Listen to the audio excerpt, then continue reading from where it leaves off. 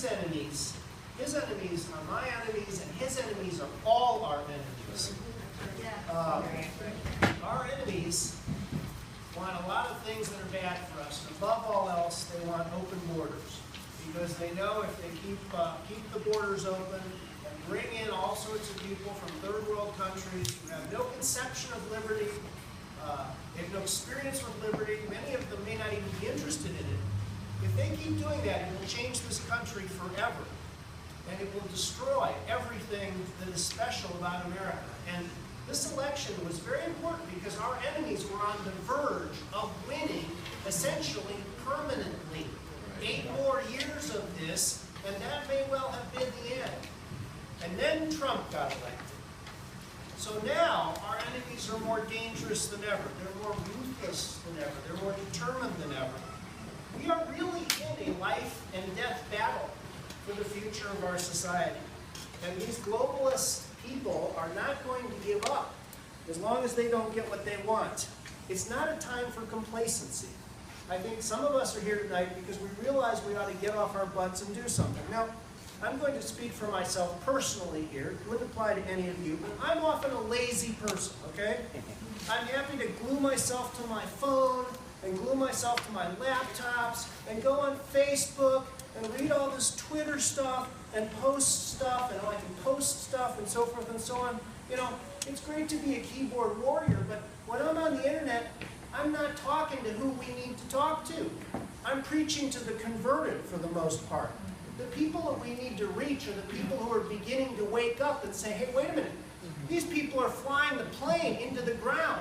Because we know they're flying the plane into the ground with everything they do. You know, we know that printing up trillions of dollars and then printing up trillions of dollars in debt and just charging it all off to the children and so forth and so on. This doesn't work. This collapses. We know that the educational system has gone insane. It's raising up these generations of these little socialist snowflakes. Oh yeah, I think socialism is great. We should try it because we're ignorant and we don't know it's failed every time it's been tried in the history of the world, right? Right. So this is serious times and we have to get out there. If we don't tell our fellow citizens that there are these dark forces in the government, like the CIA and the shadow government, who are trying to take Trump down with lies, who is going to tell them? They're not going to read about it in the fake news media. It's up to us, our fellow citizens, to wake up our fellow citizens and tell them these things. You know, if we don't tell them about economic freedom, you know what these globalist swine want to do? And they're starting it all over the world. They want to outlaw cash.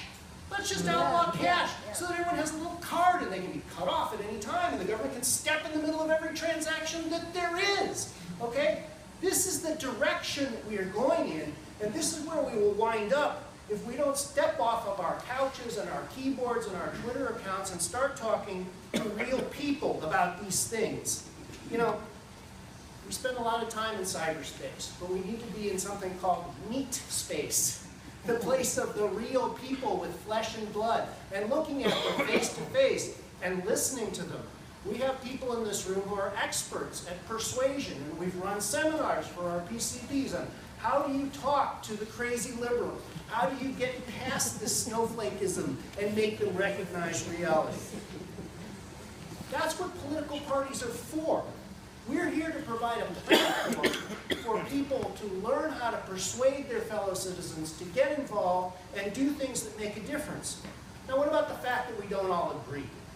What about the fact that if we have to work with other people, we can't do exactly what we want? Well, again, speaking strictly for myself, the answer is grow up. That's the way the world works. We have procedures for working together, okay? That's the great genius of Western civilization. Western civilization cast off monarchy, and it cast off tribalism and identity politics, and it invented things like Robert's Rules of Order, so that we can discuss things with each other, and we can make motions and decide and go along with it, and people get to have their say, and then we do what makes sense. And that's what committee work should be inside a party. Can you imagine if we had 2,000 members, and 300 of them showed up? And there were active committees with 10, 20, 30 people doing all the different things that we could do to make a difference. Everyone who steps forward and says, I'd like to do this, there's a place for you here to do that. There's a great unifying principle here. the great unifying principle is no matter how much we fight with each other, no matter how much we think this guy is stupid and we should really be doing this instead, the great unifying principle is we all know we'd be much worse off under the Democrats and we'd be much better off with a Republican government. I mean, how hard is it to see that as a unifying principle? So